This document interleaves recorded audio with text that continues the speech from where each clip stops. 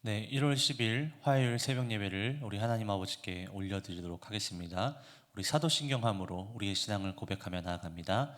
전능하사 천지를 만드신 하나님 아버지를 내가 믿사오며 그 외아들 우리 주 예수 그리스도를 믿사오니 이는 성령으로 잉태하사 동정녀 마리아에게 나시고 본디오 빌라도에게 고난을 받으사 십자가에 못 박혀 죽으시고 장사한 지 사흘 만에 죽은 자 가운데서 다시 살아나시며 하늘에 오르사 전능하신 하나님 우편에 앉아 계시다가 저리로서 산자와 죽은 자를 심판하러 오시리라.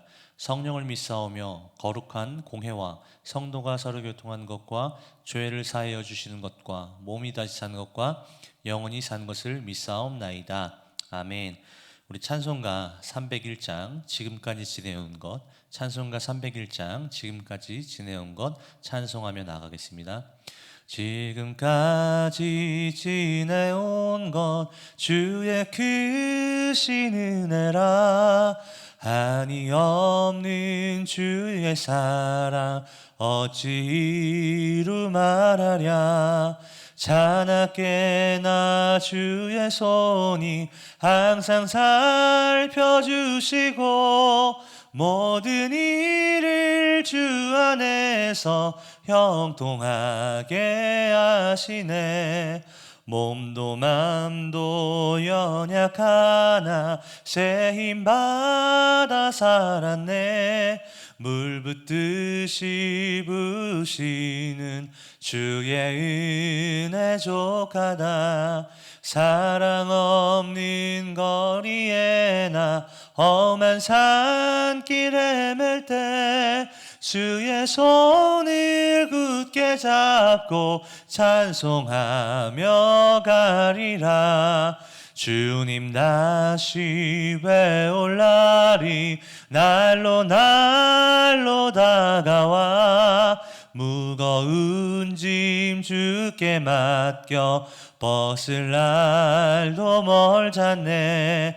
나를 위해 예비하신 고향 집에 돌아가 아버지의 품 안에서 영원토록 살리라. 아멘. 우리 함께 나눌 말씀은 창세기 29장 21절에서 30절입니다. 창세기 29장 21절에서 30절입니다. 창세기 29장 21절에서 30절입니다.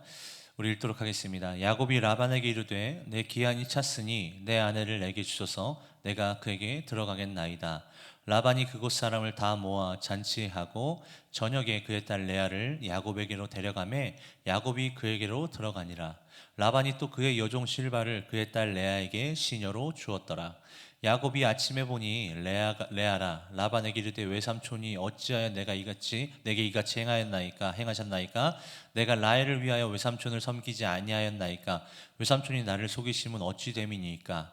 라반이 이르되 언니보다 아우를 먼저 주는 것은 우리 지방에서 하지 아니하는 바이라. 이를 위하여 7일을 채우라. 우리가 그도 내게 주리니 내가 또 나를 7년 동안 섬길지니라. 야곱이 그대로 하여 그 7일을 채우매 라반이 딸 라헬도 그에게 아내로 주고 라반이 또 그의 여종 빌하를 그의 딸 라에게 주어 시녀가 되게 하매. 아멘. 오늘 말씀을 보면 과거에도 없었고 미래에도 없을 희대의 사기극이 시작됩니다. 그것이 무엇이냐면 아내가 뒤바뀌는 사건이죠. 여러분 드라마를 보고 특별히 실화적인 다큐를 봐도요, 산후조리원에서 혹은 산부인과에서 아이가 바뀌는 것은 종종 있었지만 아내가 바뀐다는 것은 우리가 볼 수 없습니다. 즉 그 사기의 시작점은 어디냐면 말도 안 되는 사기의 시작점은 라반의 집이라는 것이죠. 그럼 중요한 것은 왜 야곱은 하필 라반의 집으로 갔는가? 우리가 표면적으로 봤었을 때는 야곱이 이삭을 속여서 형인 척을 해서 장자권을 취했기 때문에 에서의 분노로 인해서 자신의 목숨이 위험해지니까 그래서 도망간 것 물론 맞습니다. 그러나 이것을 전체적인 문맥적으로 보면 야곱이 라반의 집에 간 것은 그는 거룩한 언약에 선택된 백성으로서 이방 여인과 결혼하지 않고, 다시 말해서 에서처럼 해족 속 여인과 결혼하지 않고 친족 가운데 믿는 사람들끼리 결혼을 하기 위해서 라반의 집으로 하나님께서 인도하시고 야곱도 갔다라는 사실이죠. 야곱의 할아버지 아브라함도 그랬고 이삭도 그랬고 결국은 이방 여인과 결혼하지 않고 하나님의 백성끼리 결혼을 했다라는 사실입니다. 이것이 결국은 구별됨의 첫 번째 원리라고 할 수 있겠죠. 여러분, 거룩한 백성이 성도일진데, 거룩은 계속해서 강조하지만 여러분 구별됨입니다. 분별됨입니다. 그런데 우리가 결혼을 통해서 믿지 않는 사람들과 결혼을 하면 사실은 세상 속에서 우리가 거룩을 훼손당한 것보다 가장 가까운 가족에게서 거룩을 훼손당할 때가 더 많기 때문에 결론적으로는 여러분, 믿지 않는 자와 결혼하는 것은 삼가야 하는 것이 어떻게 보면 언약 백성의 가장 큰 사명이고 이유이라 할 수 있겠습니다. 제가 한 번은 솔로몬을 가지고 이 설교했을 때 청년들 앞에서 믿지 않는 자와 절대 결혼하지 마라, 멍에를 매지 말라고 성경에서 그랬고, 더 나아가서 믿지 않는 자와 연애를 하는데 중요한 거는 그 연애를 할 때 나한테 먼저 알려달라고 그랬습니다. 저한테. 그리고 한 달 동안 기도해보고 이 믿지 않는 상대방이 그래도 예수를 믿지 않는다면 제가 어디까지 좀 과격하게 얘기했냐면 헤어지게 해달라고 기도한다라고까지 이야기를 했습니다. 물론 좀 충격적이고 충격요법인 부분도 분명히 있습니다만, 제가 그렇게 강력하게 이야기할 수밖에 없었던 이유는 청년부는 제가 섬기고 제가 사랑하는 지체들이기 때문에 청년부라도 지켜야 하기 때문입니다. 그만큼 믿지 않는 불신 결혼은 우리의 거룩을 훼손하기에 너무나도 충분하고 합당한 요소들이 굉장히 많다라는 것이죠.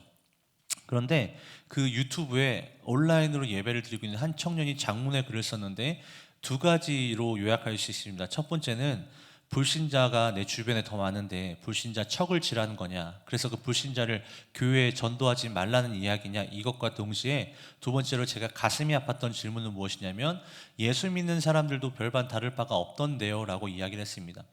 참고로 여러분, 제가 말했던 것은 믿지 않는 자와 멍에를 매지 말라고 한 것이지 불신자를 전도하지 말라고 한 것은 전혀 아닙니다. 실제로 제가 이전에 사역했던 중동부에서 정말로 훌륭하게 섬겼던 청년 교사가 있는데, 그 남자 청년이 여자 청년을 전도해서 세례받게 하고 리더로 세운 후에 결혼했던, 물론 그런 희박하지만 그런 경우도 분명히 있습니다.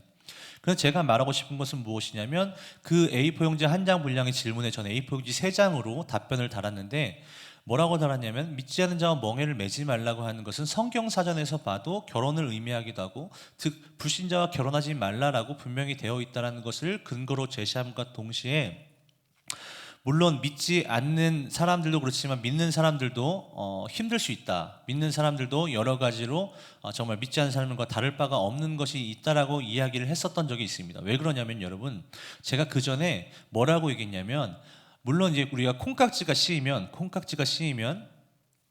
처음에는 그렇게 얘기할 수 있어요. 배우자한테, 나는 하나님을 믿지 않지만 네가 교회 가는 것을 나는 막지 않을 거야. 두 번째로 그러니까 마음껏 교회에 다녀도 돼, 날 신경 쓰지 마, 이렇게 얘기하지만 문제는 콩깍지가 벗겨지고 나서 서로에게 엔돌핀이 돌지 않는 그러한 시대에 와서는 굉장히 큰 갈등이 있는데 두 가지였어요. 그 갈등이 언제 벌어지냐면, 첫 번째는 헌금 문제입니다.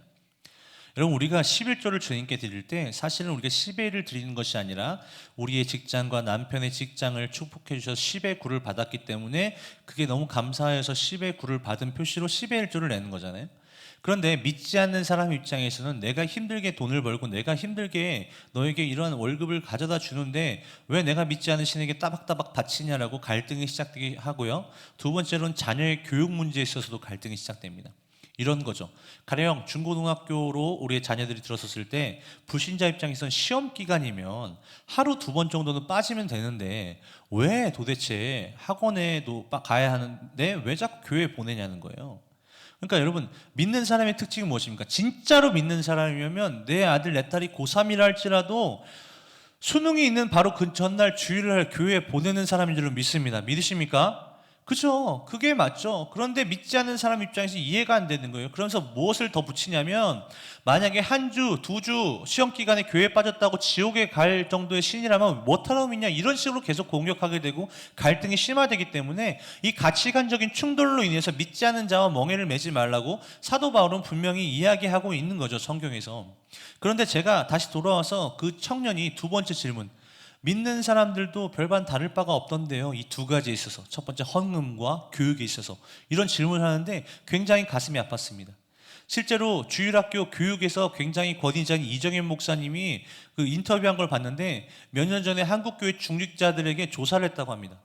중직자들이요. 조사를 했는데 만약에 당신의 자녀가 중간고사, 기말고사 기간이 있다면 교회에 보내지 않고 학원으로 보내실 의향이 있습니까? 라는 조사를 했는데 너무나 안타까웠던 거는 5%도 아니고요. 무려 55%가 학원에 보내겠다라고 응답을 했다라는 거예요. 여러분, 기독교가 왜 힘을 잃었고 기독교가 왜 영성을 잃었습니까? 물론 세상 사람들은 기독교를 가치관이 다르다는 이유로 욕을 할 수밖에 없어요. 우리가 아무리 잘해도 욕을 먹을 수밖에 없습니다. 그런데 그건 그거고, 우리 스스로 왜 야성이 없고 자생 능력을 잃었냐면 하나님 말씀에 순종하지 않고 하나님의 말씀에 타협하지 않는 그런 모습이 사라지고 타협하고 순종하지 않는 모습이 계속해서 우리 가운데 있기 때문에 이런 안타까움이 있었다라는 거죠. 사랑하는 여러분, 야곱은 비록 속이는 자고 연약한 자였지만 그럼에도 불구하고 하나님의 언약적인 그 큰 그림 안에서 그는 믿는 자와 결혼하기를 원했고 세상과 적어도 타협하지 않으려고 하는 그 발걸음이 그에게 있었다는 것을 보면서 우리도 그러한 순종의 걸음, 순결한 걸음이 저와 여러분 가운데 있으시길 진심으로 축복합니다. 두 번째로, 야곱이 그렇게 결국 라반의 집에 갔는데 라헬과 레아가 있는데 라헬을 더 좋아했습니다. 제가 근데 아무리 성경을 봐도 라헬을 좋아했던 이유는 간단합니다. 예뻐서 그렇습니다. 그럼 레아를 왜 안 좋아했냐? 이 시력이 어두웠다 표현하는 건데 이걸 좀 우리네 언어로 말하면 좀 외모가 좀 안타까웠다 이렇게 표현할 수 있겠습니다.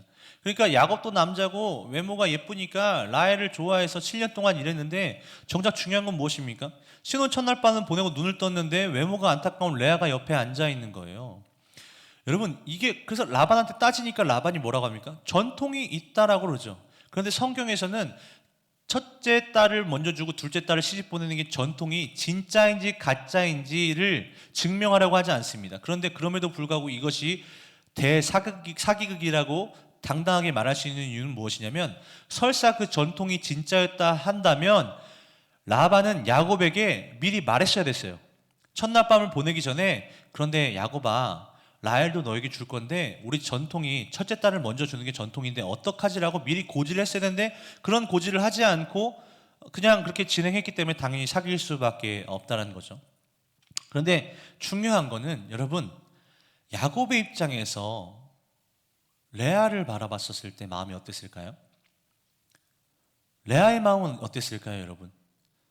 자기가 질투하고 시기하고 자기보다 훨씬 예뻤던, 자기가 흠모했던 야곱이 자신이 아니라 자기 동생을 사랑하는 그 동생인데, 레아로서 자신으로서 침실에 들어간 것이 아니라 자기가 그토록 열등감을 느끼는 라헬로 위장해서 그 침실로 들어갔었을 때 그 레아의 심정은 어땠을까요?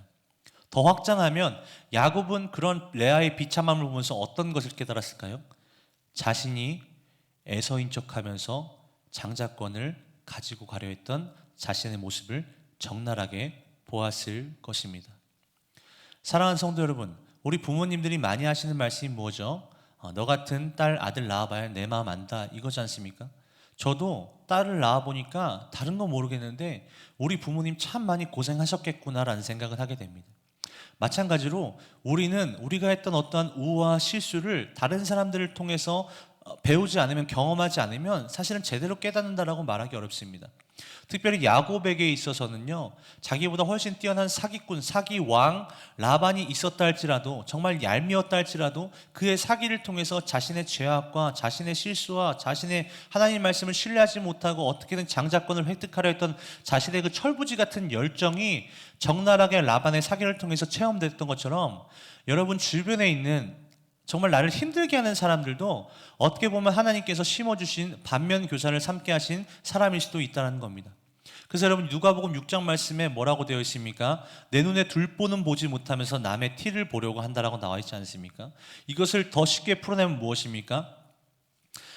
내 들보를 상대방의 티를 통해서 발견할 수 있어야 된다는 거예요. 다시 말해서 상대방의 작은 흠을 통해서 동일하게 훨씬 더 크게 자리 잡고 있는 나의 죄악을 바라볼 수 있게 되어야 한다는 것입니다. 말씀을 정리하겠습니다. 사랑하는 성도 여러분, 하나님의 언약 백성은 거룩하고 구별된 삶을 날마다 지향합니다. 그래서 더러운 세상 가치관과 문화를 지향합니다. 그러면서 야곱처럼 비록 부족하고 연약할지라도 하나님의 대서사시 안에서 순종의 걸음을 걸어서 라반의 집에 도착해서 정말로 믿는 자끼리 결혼했던 것처럼 그러한 성도의 순결한 발걸음이 저와 여러분들 가운데 있기를 진심으로 축복합니다. 더 나아가서 때론 나를 힘들게 하고 못살게 구는 주변에 성도가 있을지라도 그 성도만 비난하고 그 성도만 이렇게 욕을 하는 것이 아니라 그 안타까운 단점을 통해서 나에게는 동일한 단점이 없었는지, 마치 야곱이 라반에게 사기를 당했을 때 본인도 사기꾼이었음을 적나라하게 깨달았던 것처럼 저와 여러분 가운데 상대방의 티를 통해 나의 들보를 깨닫게 되고 더욱더 겸손해지기를 진심으로 축복합니다. 우리 기도하겠습니다. 첫 번째로 하나님 언약 백성으로 거룩하게 살게 하여 주시옵소서. 두 번째로 상대방의 티를 통해서 나의 들보를 발견하게 하옵소서. 이 두 가지 가지고 우리 주여 한번 부르짖고 기도합니다. 주여, 하나님 감사합니다. 하나님, 언약 백성은 세상과 타협할 수 없고 언약 백성은 구별되고 거룩한 삶을 살아갈 수밖에 없습니다. 주님, 정말 간절히 바라고 원하오니 우리 삶 가운데 언약 백성으로서의 거룩함과 구별됨이 날마다 더욱더 선명해질 수 있도록 주님 인도하여 주시고 붙잡아 주시옵소서. 아버지 하나님, 정말 감사합니다. 아버지 하나님, 정말 찬양합니다. 무엇보다 주님, 야곱이 자신의 사기 행각을 라반을 통해서 얼마나 큰 데미지를 치는지를, 얼마나 큰 아픔이 있는지를, 얼마나 황당한지를 깨달았던 것처럼 이 시간 정말 우리 주변에 힘들게 하는 사람들을 무조건 원망하는 것이 아니라 그 사람들의 모습 가운데 내 안에 더 큰 죄는 없었는지를 확인하는 겸손한 모습이 저와 모든 성도들 가운데 있을 수 있도록 주님 붙잡아 주시옵소서. 그래서 정말로 우리가 서로 화목하게 하시고 상대방의 티를 지적하기보다 나의 들보를 발견하려 하는 그런 거룩한 백성의 삶이 모든 성도들 가운데 있게 하여 주시옵소서.